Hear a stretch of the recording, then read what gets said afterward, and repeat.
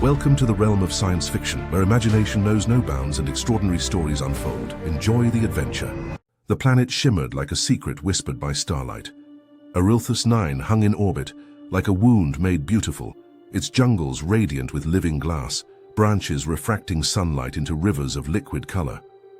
What humans mistook for leaves were crystalline membranes, vibrating in harmony with the wind. What they called air was rich with scent signals, pheromonal messages layered in complexity no machine could fully decode. To the Aeliari, language had never needed sound. They spoke in sense, pulses of light from their translucent skin, and neural rhythms tuned over millennia. Their world was not built. It was grown, temples blooming from obsidian bark, streets paved in moss that hummed beneath one's feet.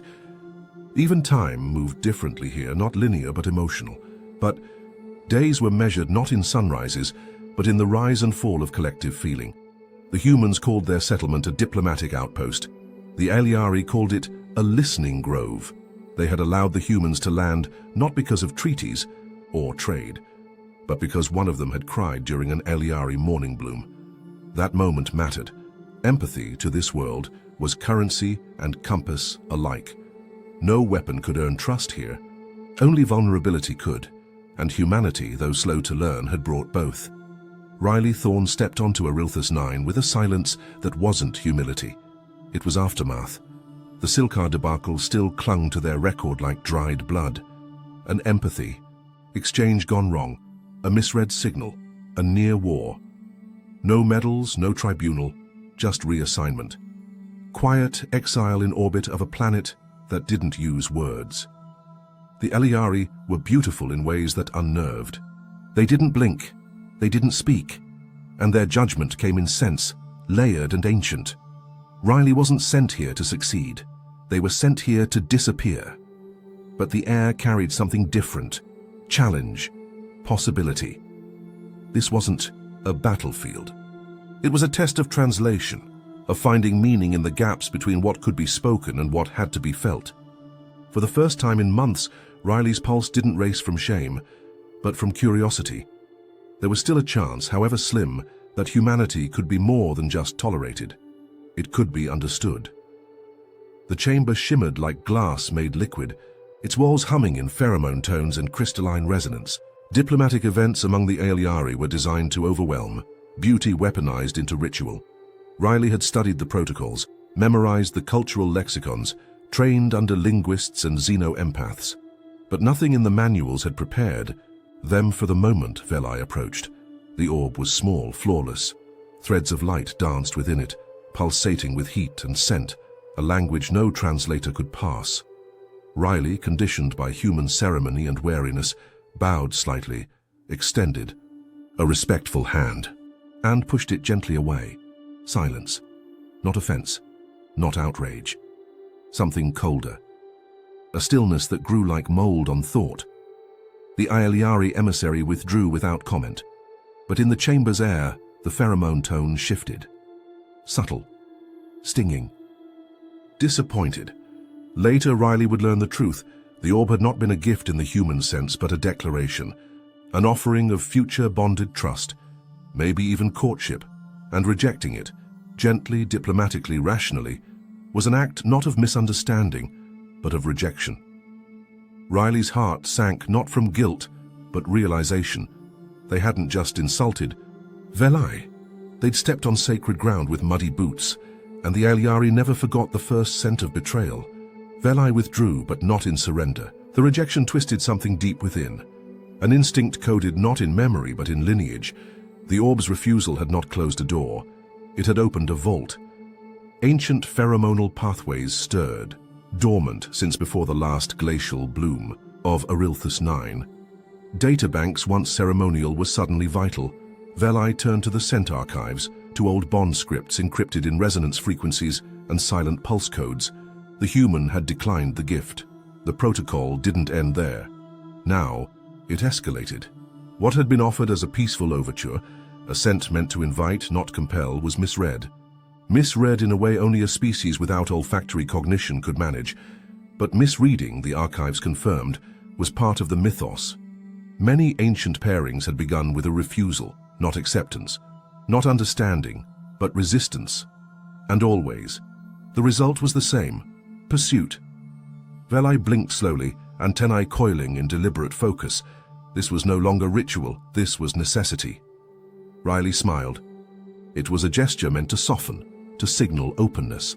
Lips pulled back, a glint of teeth, a narrowing of the eyes that on Earth suggested warmth, peace, even penance. But to Veli, it was the grin of rejection encoded in myth.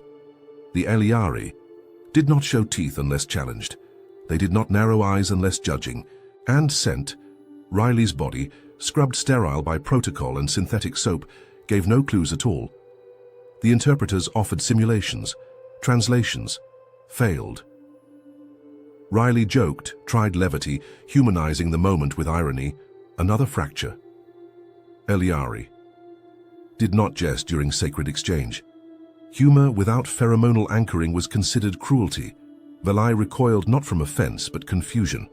The human was rejecting and inviting, retreating and advancing, all without a single discernible scent, a paradox without context. In silence, Veli turned away, antennae rigid, heart vibrating low. The cultural bridge hadn't burned, it had never existed. Across the layered tiers of the council chamber, the air pulsed with measured quiet, tense, analytical, heavy with unshed meaning. Delegates from Earth, from Eliari spirals, from orbiting neutralities all waited for protocol to reassert its grip. But protocol was a human invention. What followed belonged to something older. Veli stood. The glow beneath their translucent skin shimmered in a ripple of blues and golds, pheromone radiance that spoke in tones no translator could decode. Yet their words needed no translation. In English, sharp and melodic, they said, "You clearly do not understand, I must seduce you properly." The silence fractured, not with noise but with realization. Some humans stared in confusion, others with fear. The Eliari delegates froze, antennae tilted, scent glands sealed shut. Riley's breath caught. Not because of embarrassment, because in that one sentence, a new kind of war had been declared. A war of emotion, of intimacy, of meaning, and Earth had no strategy for that. It began at dusk cycle, when the light of Arilthus 9 refracted through the crystalline canopy, catching the edges of Veli's projection like a prism cracked open. It wasn't a message, not in the human sense. It was a cascade, waves of phosphorescent mist trailing through engineered airflows, scent signatures layered like symphonic chords. Not one, dozens, hundreds, each tailored to a different axis of emotion: curiosity, vulnerability, reverence, hunger. The first pulse left the human technicians dazed. The second sent 3 into spontaneous REM sleep. By the third, diplomatic command sealed off Riley's quarters from external intrusion. Too late. The art arrived anyway. It painted itself across surfaces Riley didn't know were responsive. Walls pulsed with kinetic glyphs. The air glittered, with suspended molecules that shimmered and shifted when breathed too deeply. A poem formed on the floor, scent-traced verses in Eliari dialect, barely translated by the interpreter system, reading like longing dipped in science fiction. None of it was hostile, but none of it asked permission. Riley sat in silence. Every instinct screamed intrusion, yet no protocol existed for courtship warfare. Veli was not violating boundaries, they were dissolving them through ritual, not demanding love, but declaring it. And the declaration was not passive. The message was clear, encoded in light and pheromone. You ignored the gift. So now I become the offering. Behind the awe was terror, because nothing in the human database accounted for what happened when seduction became a cultural weapon, and Riley was already breathing it in. The next gesture wasn't scented or sacred. It was steaming. Veli arrived cradling a ceramic mug of earth coffee, replicated to exact atmospheric roast ratios, down to the bitter afterbite that no alien palate should endure. There was no ceremony this time, just a clumsy handoff and a hopeful twitch of antenna mimicking a human nod. The words came haltingly, as if forced through a translator set to romantic comedy. I understand now, you want banter. I banter you back. The pause stretched long enough for awkwardness to gain gravity. Then Veli added, Your scent is emotionally chaotic, like uncooked noodles. No one had briefed them on the dangers of sarcasm out of context. Still, Riley laughed, not because it was funny, but because it was earnest. Because here stood an alien diplomat trained in sacred pheromone symphonies, now quoting Love Actually through twitching mandibles and offering caffeine as a peace treaty. It was absurd, and kind, and unnervingly personal. The report filed read, "Subject continues cross-species engagement attempts. Persistence noted. No threat detected." But Riley's private log whispered something else. "They're not just learning humanity, they're learning me." And for the first time, Riley didn't want to correct the misunderstanding. Within the crystalline chamber of the High Circle, silence is a commandment. Words are not spoken, they are scented, spiraled, and bound in ritual strands of approval. Veli stands at the center, awash in caution and scrutiny. The edict is simple, relayed through amber-laced pheromones that hang heavy in the air. Sever the bond with the human. Affection is chemical imbalance, connection is contagion. They call it a cultural containment directive. But Veli knows a prison when they feel one. The circle speaks of preservation, of purity, of safeguarding millennia of emotional suppression that have kept their kind from extinction by empathy. Humans, they claim, are volatile, still ruled by limbic echoes and primitive impulses. Veli listens, still as carved glass, nods in perfect posture, then turns, no words. No sound, but drifting in their wake, barely perceptible, is a single spore thread, woven with memory, color, defiance. A silent contradiction. Not all revolutions need speeches. The chamber does not react. Not yet. But something changes in the way the walls resonate. Subtle, unsettling. As if an ancient algorithm has just miscalculated the odds of containment. Outside, Veli walks unshaken. The spore trail curls behind like a promise, and somewhere in a sterile human log, a line updates itself. Subject may no longer be compliant. Riley Thorne understood diplomacy. It was measured distance and professional warmth. It was neutrality wrapped in smiles and syllables. But with Veli, every interaction carried an undertow, one that pulled not with politics, but with something far older. When the data slate slipped from the console, the moment lasted longer than logic allowed. Veli's hand hovered above. It, not to retrieve, but to offer. Hesitation, hesitation, then withdrawal. They let Riley pick it up. The absence of touch struck harder than the weight of contact. What began as a ritual misunderstanding had become an unraveling. Riley found thoughts drifting during briefings, hands lingering near Eliari scent sculptures too long, interpreting every pause in Veli's voice as a question Riley wasn't sure how to answer. The rituals once deemed excessive now felt choreographed for something deeper. Veli's glances no longer skimmed, they searched. Their scent signatures pulsed slower around Riley, rippling in uncertain patterns only partially catalogued by the linguists. They were not just signaling, they were waiting. 1,000 protocols warned Riley to retreat, but emotion, unlike regulation, didn't redact itself when things grew inconvenient. Every mental note to remain professional bled ink between the lines. This wasn't courtship by Earth's definitions, nor by Eliari scripture. It was something stranger, a soft war fought in silences and failed translations. And Riley, despite years of discipline, had started to lean toward the tension. Not away from it, whatever this was. It had already become mutual. Sleep was never meant to be a battlefield, or a confession. But for Riley, dreams had become both. It began subtly, soft melodies threading the edges of sleep, a hum without origin, curling like incense through neural quiet. Then came the scent. Lavender, strange and thick, braided with ozone and a note Riley couldn't place, something older than memory, newer than language. Not quite alien, not quite human, but unmistakably Veli. Each night Riley found themselves somewhere not built by logic, landscapes that shimmered, folded and sang. Eliari gardens with crystalline trees, glowing pollen that moved to rhythm. Instead of wind, whispering stone bridges that opened only with emotional intent. The air pulsed with the scent, not static, but reactive, curious, intimate. It didn't feel like a dream. It felt like being read. Veli was always there, not as an image but a presence, a consciousness shaping scent into song and memory into architecture. Their humming wrapped around Riley's senses, with the patience of someone waiting not to be understood, but to be trusted. The dreams left no trace in the logs, no spikes on REM scans, no anomalies in the neural halo simulator. And yet, they persisted. Command would call it psychic breach, a violation. The Interstellar Ethics Board would call it unconsented neurological intimacy.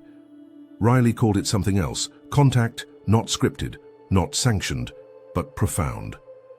Each time Riley woke, the scent lingered longer. It clung to their skin like longing. It whispered in their bloodstream, and deep down they understood. The dreams weren't sent to them. They were being shared. Logic fell first. Riley brought the data to Earth's xenopsychologists, neural drift, logs, partial dream capture attempts, even personal journal entries marked with timestamps and fragments of scent memory. The verdict came back sterile: stress hallucination, subconscious imprinting, isolation-induced projection. The science was clear. The soul wasn't. But science didn't finish Riley's sentence. Veli did, word for word, breath for breath. The exact phrase whispered across dream-silk plains under scent-heavy skies. Sometimes silence is the loudest yes. Riley stopped breathing. Veli didn't blink. Instead, the air between them shimmered, subtle but charged. A bioluminescent pulse rolled over the walls, sinking to an emotion Riley hadn't yet named. Not fear, not awe. Something stranger. Something deeper. Diplomatic manuals spoke of interspecies cooperation, never convergence, never mutual dreaming, never desire coded in scent and echoed in the unconscious. There were no protocols for this, no safe terms to file it under. Riley tried to retreat behind professionalism, to label it as a cultural misfire or unintentional entanglement, but the human body betrayed that lie. Heart rate elevated, pupils dilated, breath unsteady. The truth was simple, terrifying, and irreversible. This wasn't a breach. This was an invitation, not just into the aliari, way of feeling, but into something primal, recursive, alive, a shared becoming. Veli didn't smile. They didn't need to. Their presence hummed like resonance through bone, like names sung across galaxies. And for the first time, Riley felt the question not in words, but in scent, in pulse, in the gravity of connection. Will you meet me there, where understanding ends and something else begins? The neural halo hummed like a distant storm pressed against skin, tuning itself to frequencies older than memory. It was not a machine in the traditional sense, but a living interface, grown, not built. Its architecture twisted in response to thought, unfurling dream-silk pathways lit by instinct and shaped by longing. It asked for no password, only vulnerability. Riley entered first, armored in skepticism, but even skepticism frayed in a space where gravity bowed to emotion. A field of glass trees rooted in sand, formed from childhood lullabies. Above, constellations rearranged themselves into the faces of forgotten mentors and fractured regrets. Each step echoed with sensation, scent memories braided into light, touch braided into meaning. Veli followed, less a presence than a melody. Their half of the dream bloomed with liquid glyphs, undulating towers of iridescent sporelight, and scents too complex for earthborn names: fear, hope, hunger, recognition. The emotions did not float, they pressed, heavy, deliberate. The bridge between them built itself not of stone or steel, but of moments they never meant to share. Riley's hesitation the first time Veli touched their wrist. Veli's shame when their pheromone cascade failed to translate joy into something human could endure. The halo translated everything. Too much. It flattened the pretense. Then came contact, not physical but experiential. A memory nested inside a feeling, the breathless moment before a first kiss that never came. Riley's, followed by Veli's, an ancient ritual disrupted, scent bonds unreciprocated, exile threatened. Here, diplomacy had no foothold, only truth could stand. They stood on the edge of each other's awareness, blinking in unison, trembling in a shared language that defied words. And the bridge pulsed, alive, watching, waiting to see if either would dare cross fully. The memory did not enter gently. It crashed, not through scent or song, but with the shattering sound of a treaty chamber erupting into chaos. Crystalline walls igniting, diplomatic badges torn from uniforms.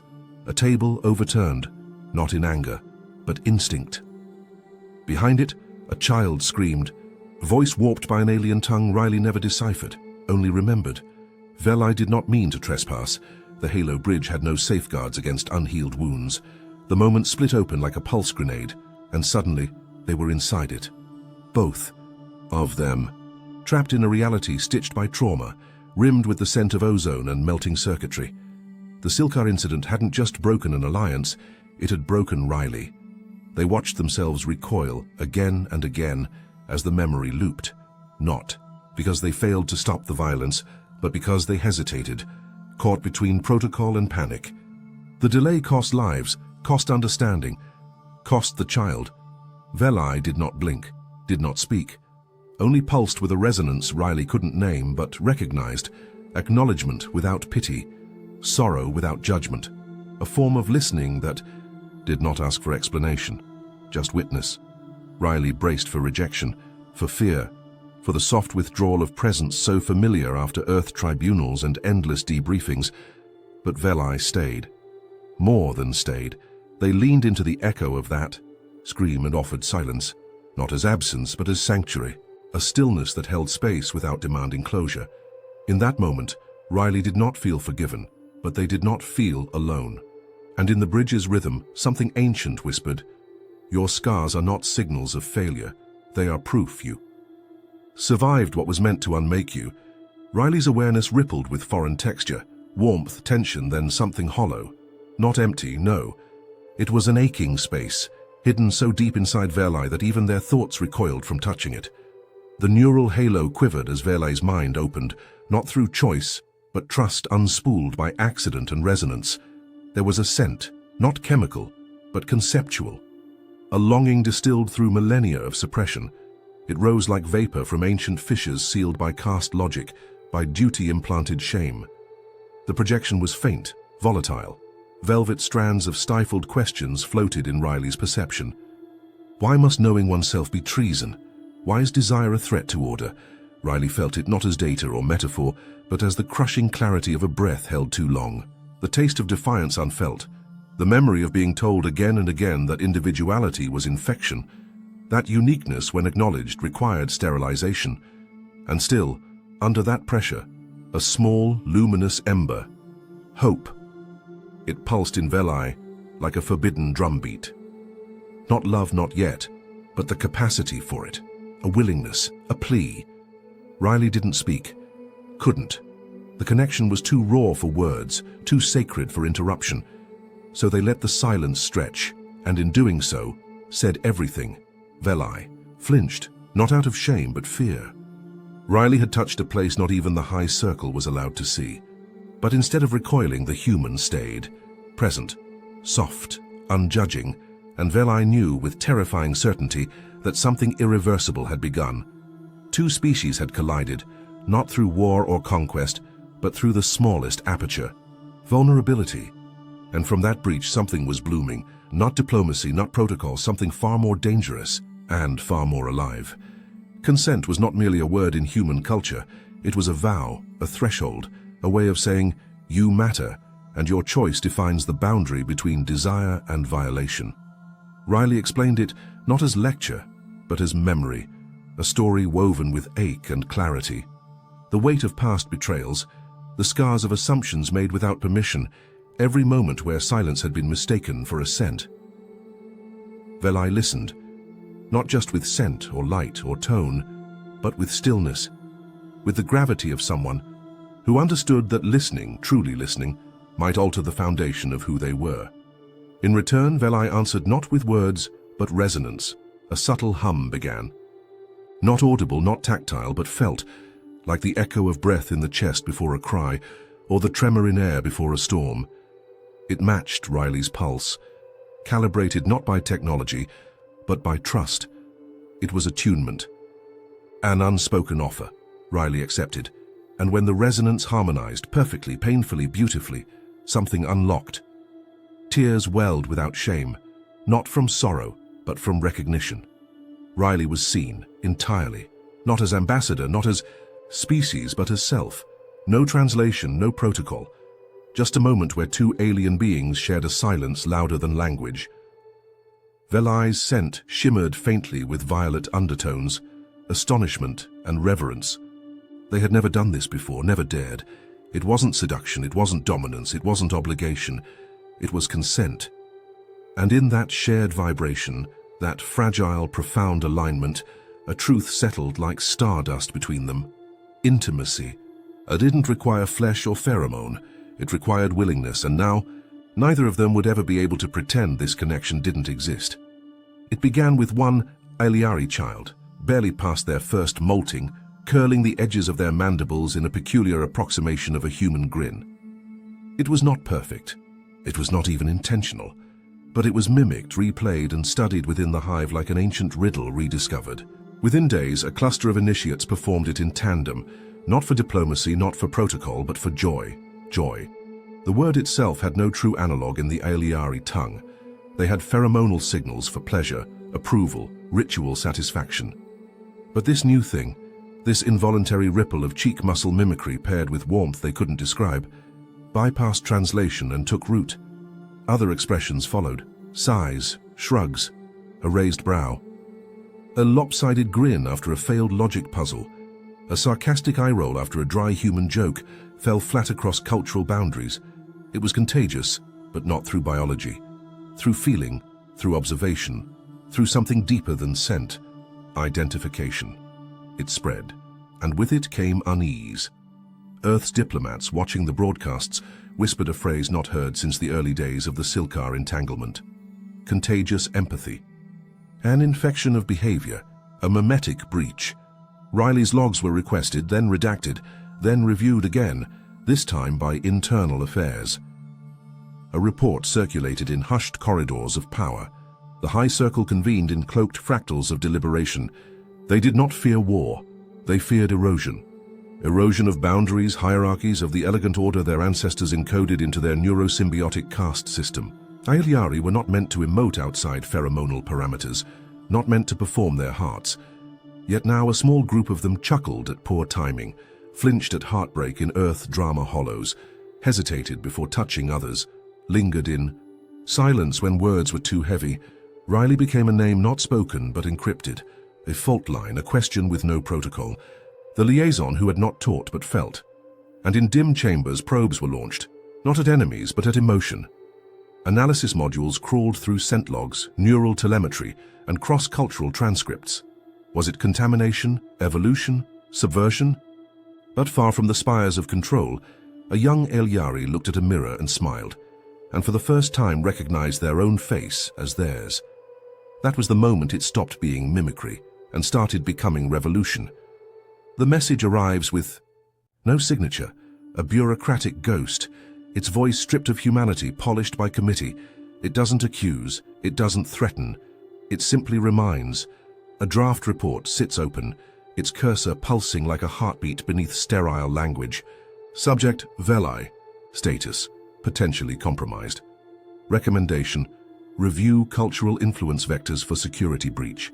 Each word is precise, measured, empty. And Riley stares at it, stares until the words lose meaning, until they twist into questions. What is compromise if not change? What is security if not fear cloaked in protocol?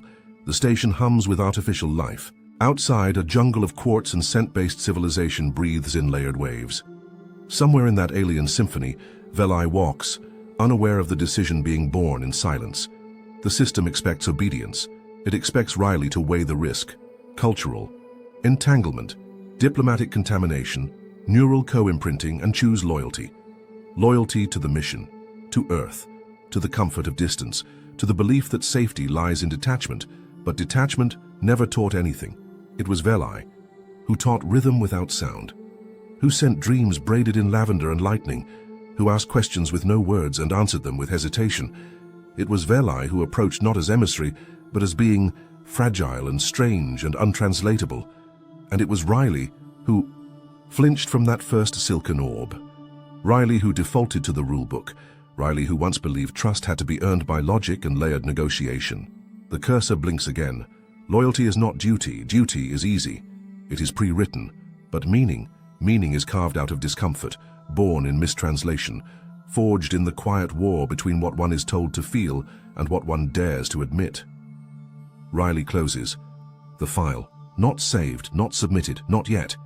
Instead, a new document opens. No template, no directive. Just a blank space. And this time, the first word is not risk, it is truth. A truth no algorithm can classify. No protocol can protect. A truth that says, connection is the only report worth writing. And somewhere, far beyond the walls of official silence, a scent pulse dances in response, slow, uncertain, but unmistakably alive. The message came wrapped in protocol and urgency. No voice, just static-fed text etched in cold imperatives. Ambassador Riley Thorne, immediate recall, priority 1, report for debrief upon arrival, disengage from all non-standard cultural contact. Not a single mention of Veli, not a question about well-being, not a hint of context, only the command, as if the outpost was an infection, as if empathy was the contagion. Riley stared at it as one might study the outline of a coffin, not because it was unexpected, but because it was inevitable. The longer they stayed, the more their silence had spoken louder than any formal report, and Earth, always terrified of what it could not fully translate, had finally responded with the only language it trusted: control. Outside the sealed glass, crystalline foliage shimmered in Arilthus's peculiar biolight, soft pinks that smelled faintly of vanilla and ash. The scent lingered, teasing at memory, echoes of laughter not fully formed, phrases whispered through scent and shimmer that Riley still struggled to name, but felt deep enough to ache. They replayed the message, not because they hadn't understood it the first time, but because the space between the words was louder now. A silence thick with unfinished truths and decisions delayed for too long. Was this exile, or rescue, a return to safety, or an escape from transformation? Veli had not spoken of endings, had only ever offered beginnings, little pulses of meaning with no demand, only invitation. And in that void left by the directive's final line, Riley did not feel closure. Only absence, the kind that hums behind the ribs when something important is about to be lost, or perhaps when something deeper is being dared. The chamber was silent, but not empty. Silence in Aliari culture was not absence, it was presence, held still.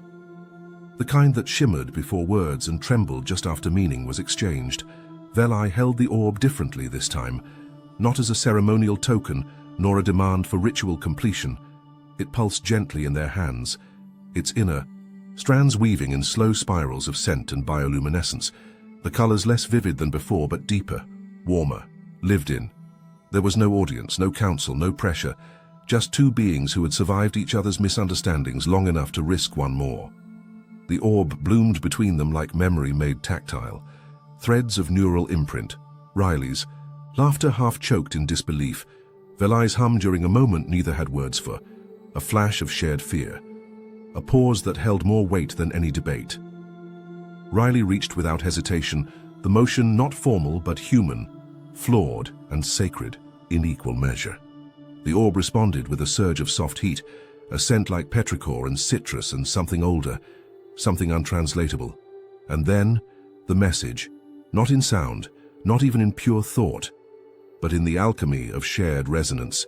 This is not to change you, it is to know you, a declaration not of conquest but of courage, a gift not meant to overwrite but to understand. Riley did not reply in language.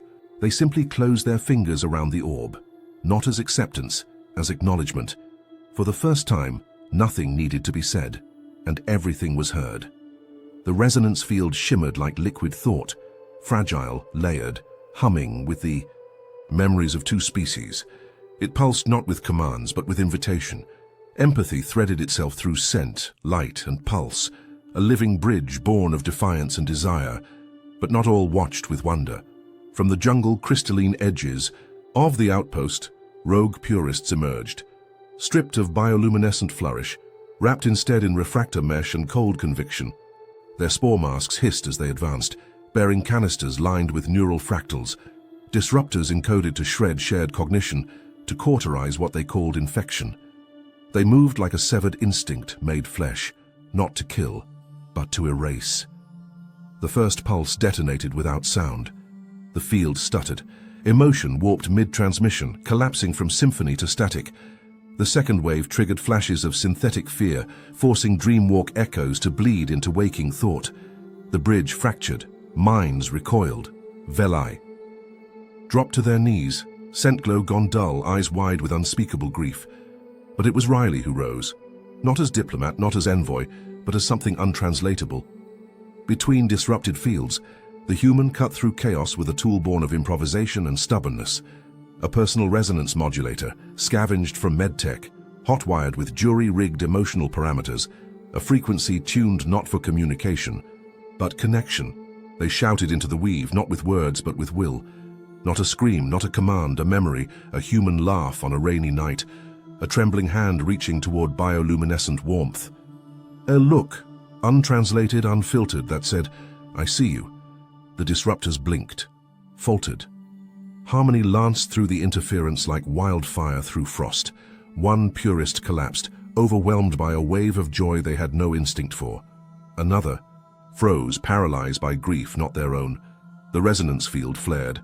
The orb responded. It began to rewrite its rhythm, not just to carry meaning, but to multiply it. Veli gasped as connection returned, raw and unshielded. The bond surged anew, not as ritual but rebellion. The purists did not flee, they simply stopped, and wept, not out of defeat, but because for the first time, they could. Chaos surged in pulses, bright, dissonant, unnatural, where harmony once floated like breath through the ritual chamber, now only shockwaves of discord clashed, crumpling minds and meanings alike. The neural field bent inward, collapsing on itself like a thought recoiling in shame. But Riley moved, not toward cover, not toward command, but toward Veli. The old protocols blinked uselessly across retinal displays. Earth's emergency response, systems, metallic, rigid, slow, lagged behind the tempo of this crisis. But buried in Riley's gear was something far older and far more dangerous. Human instinct tempered by pain and engineered for adaptation. From their satchel came a translator Veli had once called crude, a tool designed not to decode language, but to emulate feeling. Too blunt for diplomacy, too wild for doctrine. But Riley had altered it, tuned it with trembling hands and quiet hours, infused it with every shared silence, every misread look that meant more than it should have. They activated it now. The signal it produced was not a sound. It was resonance, woven from mimicry of Eliari scent patterns and layered with human tonal rhythm. It did not ask for attention, it demanded recognition. It pierced the chaos like a whisper, breaking through a funeral drumbeat. Riley spoke then, not in code, not in role, but in voice. "You showed me how you breathe, let me show you how I bleed." The chamber stilled. The purists paused mid-assault. Veli stirred, eyes catching a shimmer that wasn't light but memory. Memories Riley had embedded into the device's pulse. Her shared dreamscape, a half-finished sentence, a hand reaching not to grasp but to meet halfway. And in that moment, something broke. But it was not the ritual. It was the assumption that species required sameness to connect. Veli stood. Not in triumph, but in truth. They stepped into Riley's voice, into the frequency, into the place where fear ended and choice began. No one attacked, because for the first time, even the enemies understood. This wasn't manipulation. This was a confession, clumsy, naked, flawed, but undeniably real. And sometimes love is exactly that. Something flawed enough to believe in.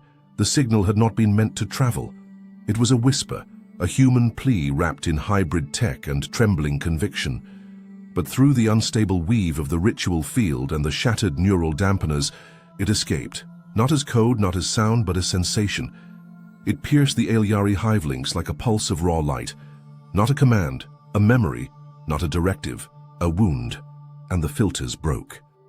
Across the outpost, from the ritual chamber to the far ridges of Arilthus 9, Eliari froze mid-task, mid-scent, mid-breath. The hive-laced instincts that once dampened private thought and quarantined volatile emotion gave way to an overwhelming rush. Suppressed memories surged forward, glimpses of color no caste protocol allowed, Sounds no communal silence endorsed, aches that had never been given names. Regret crawled through the lattice first, then longing, then joy, brilliant and terrifying in its unpredictability. And fear came last, not of Riley, not even of the change, but of what might remain if the surge ended and they returned to emptiness. Vel-I crumpled, not in defeat but in awe. They had felt isolation before. Now they felt everything. The world shifted, scent harmonies faltered, scripts failed, rituals flickered. But something else rose in the collapse. Unfiltered resonance, voluntary connection, unassigned meaning. In a chamber still trembling with the echo of love mistaken for rebellion, truth no longer needed permission to be felt. For the first time in living memory, the Aeliari hive did not echo back uniform understanding. It listened, it felt, it chose. Vel-I's form buckled beneath the deluge of sensation, the once regal posture crumpling like memory caught in a storm. Their limbs, tuned to the rhythm of protocol, no longer moved with caste-trained precision. Bioluminescence flickered wild, untranslated, untamed, beautiful. 1,000 hive links reverberated through them, each emotion a drumbeat against the fragile walls of control. And Riley reached, not as envoy, not as observer, as something more dangerous. There were no scripts for this gesture, no embassy protocol for holding a being whose mind was unraveling from the sudden inheritance of feeling. No claws covered a hand gripping trembling chitin, or a human heart pressed to an alien one beating out of sequence. No translator activated, no words arrived, just silence and breath. And stillness shared across species and centuries of distance. In the collapse of ceremony and sabotage, something ancient stirred, older than language, older than war, older even than the instinct to survive. It hummed in the space between pulses, not a contract, not a surrender, an invitation. Vel-I's mandibles fluttered weakly in recognition, their scent stream fractured and unshaped. But Riley understood it all the same. It was not gratitude, it was not apology, it was not even love, yet it was a promise. I am still here. I will not close again. And in Riley's silence, cradling what had been forbidden and now simply was, the galaxy's oldest question shimmered unspoken. What happens when understanding stops being the goal and becomes the bond? The high circle no longer moved as one. What was once a symphonic consensus now shattered into dissonance, fractured scent lines twisting across the chamber like smoke from a burning archive. Elders steeped in aeons of silence recoiled from the chaos, their minds aching under the pressure of emotion's sharp bloom. They begged for suppression, not out of cruelty, but from the terror of drowning in the unfamiliar tides of grief, joy, and love. Others stood taller than they ever had, radiant in the newfound cadence of selfhood. Their scent streams no longer sterile, now laced with contradictions, hope braided with fear, wonder stained by sorrow. They spoke not in edicts, but in questions. What if identity wasn't lost in emotion, but forged by it? What if the hive could become something other than order? No vote was cast, no command settled. There was only rupture.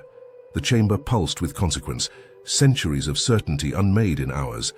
Outside, whispers carried through neural threads, subtle and seismic.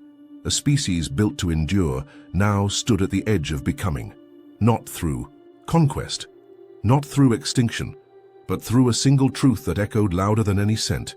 You cannot unknow what you have felt, and you cannot unfeel what has been shared. In the quiet aftermath of upheaval, when the hive's neural link still trembled from the aftershock of awakening, two figures sat across from each other, one born of blood and breath, the other of scent and silence. No parchment bore their names, no council sanctioned the act. But in that suspended moment, between what was and what could be, Riley and Vel-I began to shape something impossible. The consent accord was not written in legal code. It pulsed in tones and patterns that defied grammar. It asked not for compliance, but for clarity of intention. It dared to define intimacy across the chasm of biology through the mutual recognition of vulnerability. Where humans offered words like yes and no, the Aeliari offered calibrated resonance, emotional frequencies tuned not to control, but to listen. Each clause breathed with the tension of translation, and the grace of surrender. Not a treaty, a trust. In its final passage, no authority signed it, no diplomat sealed it, but it passed from being a draft to a declaration the moment Riley touched Velai's wrist and simply paused. No translator spoke, no scent was released, and yet both understood. Consent is not a boundary drawn, it is a doorway offered. The language of pheromones once danced around every word Velai breathed, layered hues of emotion weaving through the air like smoke spun from music. But now those chemical symphonies fall silent. Where once scent dominated, now stillness reigns. Velai holds their gaze longer than protocol requires, antennae dipping in slow curls when Riley draws near. No translation device measures the shift. No data file explains why eye contact has weight here. Riley, once overwhelmed by the invisible saturation of alien feeling, finds peace in the new quiet. Silences stretch between them, but no longer feel empty. They feel full of breath, of presence, of something unnamed but understood. A glance lingers, a blink answers. Each subtle pause says what scent once did. What was once invisible now unfolds in plain sight, not lessened, but changed, evolved. They are not who they were when they met. Neither is their language, and neither is their bond. They sit together more now, not because duty demands it, but because something else does. The silence is no longer awkward, it is shared. They trade stories with hesitant honesty, brief sketches of childhoods shaped by different suns, awkward jokes lifted from outdated movies, and the occasional sigh when memory pinches too hard. They do not speak of what they are. The word hangs unspoken, too fragile to touch, too sacred to risk. Not because it isn't real, but because naming it might break it. So instead, when Riley's hand brushes Velai's, skin to carapace, warmth to alien stillness, they let the moment bloom without dissecting it. No protocol defines it, no file logs it, just a breath held too long, just a pause where no one pulls away. And in that pause, the universe feels quieter, as if waiting for them to finish the sentence. Maybe that's enough. For now. The message from Earth arrives encrypted but brimming with hope.